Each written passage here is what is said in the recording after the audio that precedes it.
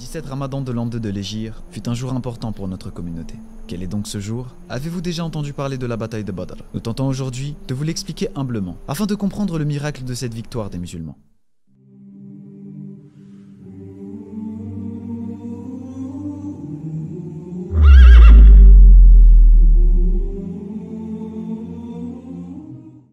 La bataille de Badr, ou Badr al-Kubra, est en effet l'une des batailles les plus importantes de notre communauté. On l'appelle aussi le jour d'Al-Furqan, Al-Furqan qui signifie séparation, parce qu'elle a distingué le bien du mal à travers le conflit musulman contre polythéistes. En l'an 1 de l'Hégire, les croyants s'installent à Médine et le prophète sallallahu alayhi wa sallam commençait à penser à un plan de récupération. Et quelle récupération? Rappelons d'abord que les compagnons sont arrivés à Médine après des années d'oppression et d'humiliation. La plupart ont dû abandonner leurs biens, leurs terres et leur argent. Ces mêmes richesses ont été volées et spoliées par les Mécois non musulmans. L'objectif est donc simple pour le prophète sallallahu alayhi wa sallam: intercepter les caravanes des polythéistes revenant de la région du Chem. Au Chem, les Mécois font du commerce et ils revenaient donc de là-bas avec les biens qu'ils y avaient gagnés. Médine, où vivait le prophète sallallahu alayhi wa sallam, est un carrefour commercial entre la Mecque et le Chem. Les caravaniers avaient l'habitude de faire halte à Médine ou dans les régions proches. Ainsi, ils pourraient récupérer des richesses proportionnellement à celles qui leur furent volées à ce moment-là. Le prophète sallallahu alayhi wa sallam apprend que Abu Sufyan, alors polythéiste à l'époque, qui deviendra plus tard musulman, est à la tête de caravanes revenant du Chem. Le prophète sallallahu alayhi wa sallam a eu cette information assez tardivement, donc peu de préparation était envisageable. Abu Sufyan n'était qu'avec une trentaine ou quarantaine d'hommes et de chameaux. Il n'était donc pas non plus préparé pour le combat, ce que le prophète sallallahu alayhi wa sallam savait. Et le seul objectif de notre prophète sallallahu alayhi wa sallam était de récupérer les biens sans que cela ne cause de tort à personne. Le but n'était pas le combat.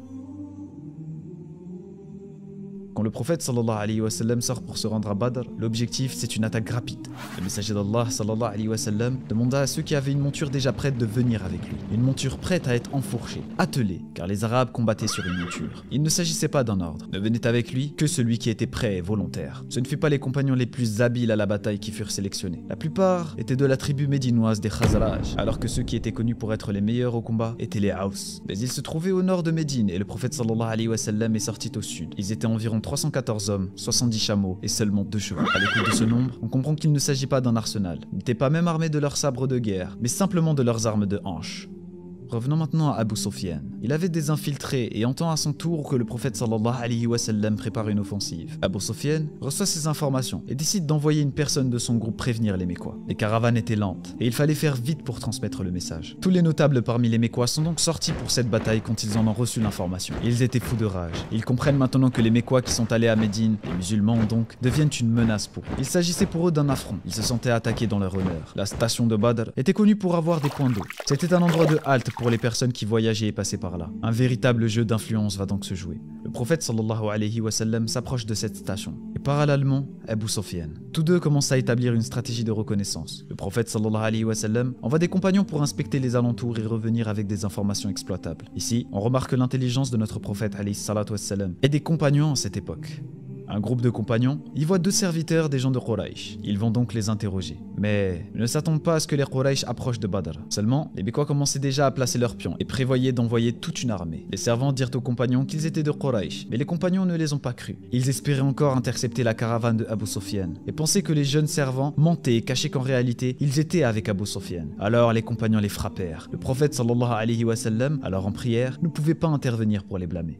Les servants finirent par dire ce qu'ils voulaient entendre, qu'ils étaient avec Abu Sufyan. Puis, quand les compagnons les lâchaient, ils disaient appartenir à Quraysh. Ce scénario recommença, puis le prophète alayhi salatu wa salam intervient une fois sa salat terminée. Il dit: vous les avez frappés alors qu'ils disaient la vérité, mais lorsqu'ils vous ont menti, vous les avez laissés tranquilles. Par Allah, ils ont dit la vérité, ils appartiennent à Quraysh. Je vous demande de rester attentif ici. Par le comportement du prophète alayhi salatu wa salam, nous allons pouvoir méditer sur sa douceur, mais aussi sa grande intelligence. Masha'Allah. Le prophète sallallahu alayhi wa sallam va les interroger, leur demander où est Quraysh. Ils leur indiquèrent qu'ils étaient derrière cette plaine. Donc le prophète alayhi salatu wa salam demanda combien de personnes composaient l'armée, ce que les jeunes servants ignoraient. C'est alors que le prophète alayhi salatu wa salam demanda combien de bêtes consomment-ils chaque jour. Pourquoi cette question? Eh bien parce qu'il savait que si les 2 jeunes servants ne savaient pas combien il y avait de personnes, ils sauraient au moins combien ils ont de bétail, car ce sont les servants qui s'occupent de cela. Poursuivons notre histoire. Les servants dirent que certains jours, ils égorgeaient 10 bêtes et d'autres 9. C'est un moyen ingénieux de pouvoir faire une estimation. Le prophète alayhi salatu wa salam estimera donc qu'il y avait avait entre 900 et 1000 personnes. Si Abu Sufyan avait envoyé un groupe d'éclaireurs, le prophète alayhi salatu wassalam aussi en envoya. Deux compagnons entendirent deux servantes discuter. L'une demandait d'être remboursée et l'autre répondit qu'elle le ferait dans 2 jours quand la grande armée viendrait. Par cet échange, ils comprennent que les polythéistes préparent une armée et ils s'empressent donc d'aller voir le prophète alayhi salatu wassalam pour lui en informer. Parmi ceux qui épiaient les servantes, il y avait aussi Majid ibn Amr, proche de la zone en arrivant, et voyant les deux compagnons écouter, il les surveille, ne sachant même pas qu'il s'agissait de compagnons. Quand Abu Sufyan passera à cet endroit pour récupérer des informations, il dit: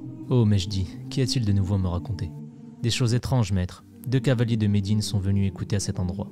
Je les ai vus se cacher pour espionner les servantes. Et Abu Sufyan est un homme intelligent. Il va observer les déjections des montures qui étaient passées, et en voyant la qualité des aliments consommés par les bêtes, il va comprendre que ce sont des bêtes nourries à Médine. Ce qui voulait dire que le prophète alayhi salatu wassalam était proche, et il décide donc de dévier sa direction. Tout cela en passant par la côte. Une fois sur la côte, il va prévenir les Mécois de ne pas venir. Il estime qu'il a échappé au prophète alayhi salatu wassalam et aux compagnons. Mais les Mécois étaient avides. Ils voulaient obtenir la victoire par fierté et entêtement. Déjà partis, ils refusent de faire marche arrière, et ils paieront cher le prix de leur orgueil. Abu Jahl a juré par Allah qu'il ne reviendrait pas sur ses pas. Nous ne ferons pas demi-tour, nous irons jusqu'à Badr, et nous y festoierons pendant 3 jours. Nous tuerons des chameaux pour manger, nous nourrirons tous ceux qui voudront venir nous voir. Nous boirons du vin en abondance, et nous serons divertis par des chanteurs et des danseurs. Toute l'Arabie entendra parler de nous, et nous craindra à jamais. Badr, où les Arabes tenaient une célébration annuelle. Allah dit dans le Coran: et ne soyez pas comme ceux qui sortirent de leur demeure pour repousser la vérité et avec ostentation publique, obstruant le chemin d'Allah, et Allah cerne ce qu'ils font. Sourate 8, verset 47.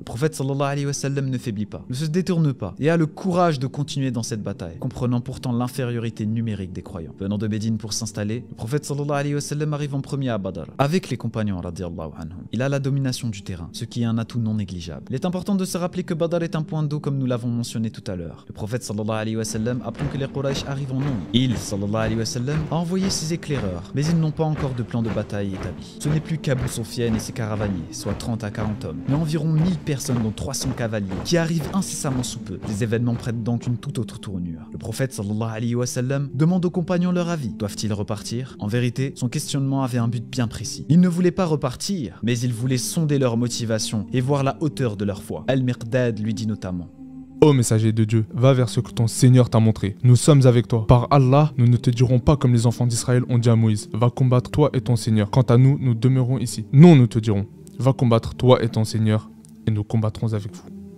Saad ibn Mu'adh, chef de la tribu des Aws, une des tribus constituant les Ansar, compagnons de Médine, comprit ce qu'attendait le prophète alayhi salatu wassalam. Il assura leur dévotion et leur engagement. Il dit notamment: nous avons cru en toi et souscrit à ton message. Nous avons attesté que ce que tu as apporté est la vérité. Et nous nous sommes engagés à t'écouter et à t'obéir. Poursuis donc l'objectif que tu veux, nous sommes avec toi.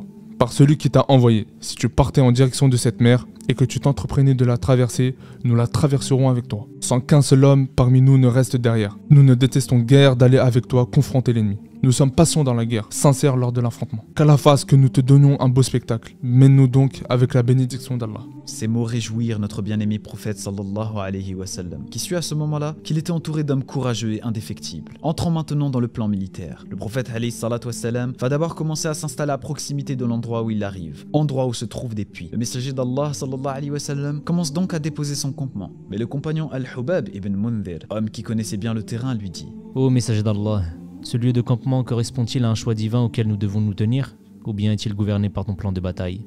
Le prophète sallallahu alayhi wa sallam lui répondit: le plan de bataille. On remarque ici le comportement de Hubab, qui voulait d'abord savoir si c'est Allah qui avait ordonné, ou si c'est simplement une idée du prophète alayhi salatu wa sallam. Al-Hubab le conseilla alors, lui expliquant qu'il y avait des points plus intelligents à exploiter pour arriver à la victoire. Il lui propose donc de s'établir plus loin et de condamner tous les puits derrière eux, pour ne pas laisser aux Quraysh l'occasion de s'abreuver ou de se reposer avant la bataille. Badr est un endroit sec et désertique. L'eau est donc indispensable en ces temps de forte chaleur. Les croyants étaient en infériorité numérique. Rappelons leur effectif: 70 chameaux, 2 chevaux et environ 314 hommes. Sur le chemin, ils montaient même les chameaux à tour de rôle, n'en ayant pas assez pour chacun, évoquant de nouveau l'intention de départ, qui n'était évidemment pas l'effusion de sang. Nul ne part en guerre avec 2 chevaux. Les 2 chevaux étaient à Az-Zubayr et Al-Miqdad, qui seront donc placés sur les côtés de la formation qui se met en place. Et les 2 armées se font maintenant face pour un choc mémorable. Aussi à l'époque, chez les Arabes, il y avait beaucoup de symboles durant les batailles. Parmi ces symboles, les étendards d'Ar-Raya et d'Al-Liwa. Ar-Raya est un drapeau distinctif pour une armée, le plus important. Si cet étendard tombe, l'armée l'armée est déclarée comme perdante.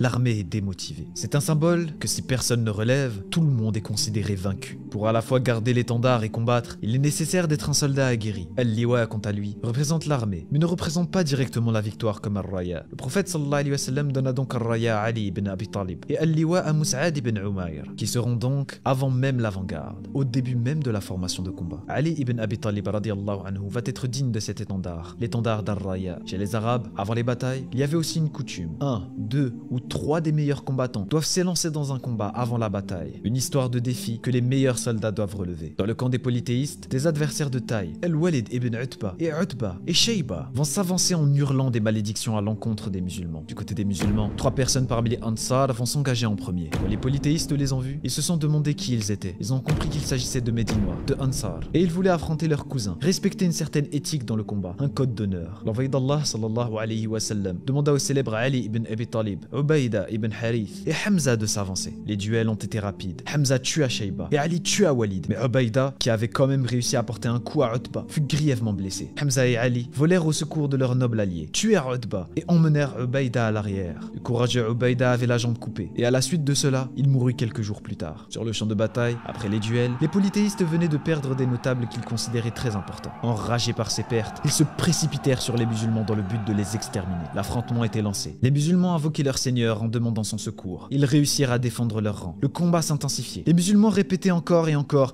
Ahadun Ahad, Ahadun Ahad. Les polythéistes étaient le triple des croyants en nombre. Mais Allah subhanahu wa ta'ala a soutenu les croyants. Le prophète alayhi salatu wassalam invoqua Allah subhanahu wa ta'ala de manière intense, les mains levées au ciel, au point où on voyait la blancheur de ses aisselles et où sa cape tombait de ses épaules. Abu Bakr la lui ramassa pour la remettre sur ses épaules et il lui dit: Ô envoyé d'Allah, tu as suffisamment invoqué ton Seigneur. Il reçut le soutien des anges par milliers. Le prophète alayhi salatu wassalam a même vu Jibril qui descendait défendre les croyants et combattre avec eux. À la demande de Jibril, le prophète alayhi salatu wassalam prit une poignée de terre qu'il lança en direction de l'ennemi en disant: qu'elle enlaidisse vos visages. Et par la volonté d'Allah, pas un seul polythéiste n'en eut dans les yeux. Ceux-ci repoussa leur assaut. Il y a un verset à ce sujet dans Surat Al-Anfal, c'est le verset 17. Et lorsque tu lanças une poignée de terre, ce n'est pas toi qui lançais, mais c'est Allah qui lançait. Et ce, pour éprouver les croyants d'une belle épreuve de sa part. Allah est audient et omniscient. À ce moment-là, il commanda la contre-attaque, redonnant courage aux croyants. Sur le champ de bataille se trouvait Al-Abbas, oncle du prophète sallallahu alayhi wa sallam, qui n'était pas encore musulman à ce moment-là. Le prophète alayhi salatu wa sallam comprit qu'il avait été forcé, qu'il ne voulait pas participer à ce combat. Il alayhi salatu wa sallam a demandé à ce que les Banu Hashim, sa tribu, ne soient pas tués, car il alayhi salatu wa sallam les avait forcés à participer au combat.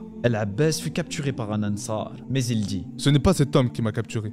J'ai été capturé par un homme chauve et au visage rayonnant de beauté. Il chevauchait un cheval aux pieds blancs jusqu'aux genoux. Je ne le vois pas ici parmi vous. Le Ansar lui coupa la parole. C'est moi qui l'ai fait prisonnier au message d'Allah. Le prophète alayhi salatu wassalam lui demanda de se calmer, car Allah le Tout-Puissant avait envoyé à cet homme-là un ange pour le renforcer. Subhanallah, cette bataille était pleine de miracles. Quant à Satan, ce grand désobéissant apparut plutôt aux polythéistes, sous l'apparence d'un homme qui s'appelait Suraqa, mais il quitta rapidement le champ de bataille en voyant les anges. Quand les polythéistes lui ont demandé: Pourquoi tu t'enfuis, ô Suraqa? N'avais-tu pas déclaré que tu allais nous prendre sous ta protection et que tu allais demeurer à nos côtés?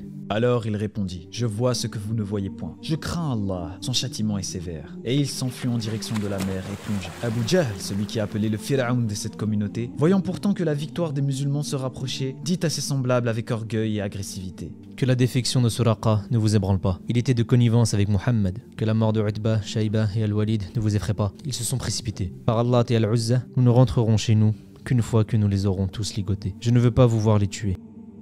Capturez-les pour que nous leur fassions connaître leur mauvaise conduite.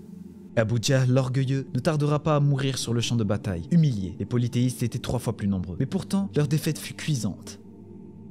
Il y eut une dizaine de morts du côté des musulmans, alors qu'on en dénombra 70 du côté des polythéistes, ainsi que 70 captifs. Le prophète alayhi salatu wassalam a ordonné que tous les polythéistes morts soient jetés dans un puits. Puis, il s'adressa à eux, en leur disant dans le sens: Avez-vous trouvé que ce que votre Seigneur vous avait promis était vrai? Moi en tout cas, j'ai trouvé que ce que mon Seigneur m'a promis était vrai. Omar radiallahu anhu lui dit alors: Ô messager d'Allah, tu adresses la parole à des corps sans âme? Et le prophète alayhi salatu wassalam lui répondit: Je jure par Allah que vous n'êtes nullement mieux capable d'entendre ce que je dis qu'eux. Au retour à Médine, les musulmans sont revenus avec les richesses qu'ils étaient venus chercher et une victoire. La bataille de Badr montra que les musulmans étaient maintenant une nation à part entière, capable de se défendre par elle-même. Allah Azza wa Jal a fait que les musulmans seraient craints par la suite de toutes les tribus. Cette bataille fut capitale dans l'avancée du message de l'islam. Elle est considérée comme la naissance de cette nation, une nation qui ne cessera de s'étendre sur toute la surface du globe, au point où le message du prophète sallallahu alayhi wa sallam serait entendu dans toutes les maisons du monde. Nous vous remercions d'avoir suivi ce récit. Nous espérons qu'il vous a plu et que vous en avez tiré les meilleures leçons. Sachez que la victoire d'Allah est proche et que sa promesse est véridique. Quant à nous, nous nous reverrons bientôt pour un prochain récit. Assalamu alaikum wa rahmatullah wa jazakum Allahu khayran à tous.